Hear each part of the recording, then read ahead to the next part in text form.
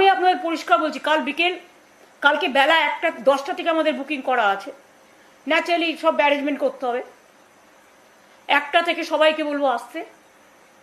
Police যদি আমাদের permission না দেয় স্টেজ করার, মাইক লাগানোর, কোনো দরকার নেই। আমরা কিচ্ছু চাই না, আমরা রাস্তায় বসবো।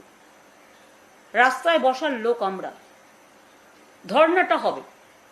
আমি একা থাকলেও যদি পুলিশ কাউকে ঢুকতেও না দেয়, আপনাদের রাস্তায় আটকে দেওয়ার প্ল্যান আছে, তাও যদি করেন, আমাকে যেখানে আটকাবেন আমি সেখানে বসবো।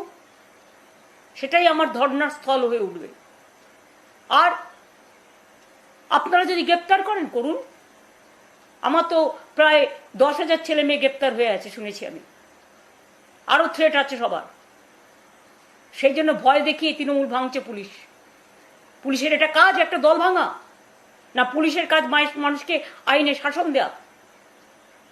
এসব করলে মনে রাখবেন, আমায় বাংলায় গণতান্ত্রিক আন্দোলন করতে না দিলে আমি কিন্তু দিল্লিতে গিয়ে করব। এবং আমাদের ইন্ডিয়ান অ্যালায়েন্সের মিটিংও আছে খুব শিগগিরই। আমাকে ছেড়ে রাখলে আপনাদের বিপদ, কারণ আমি মাথা নত করি না। আমাকে আপনারা বড়জোর মেরে ফেলতে পারেন, আমার কণ্ঠ স্তব্ধ করে দিতে পারেন। তৃণমূলটাকে দুর্বল করার চেষ্টা করবেন না, আর গণতান্ত্রিক অধিকার থেকে বঞ্চিত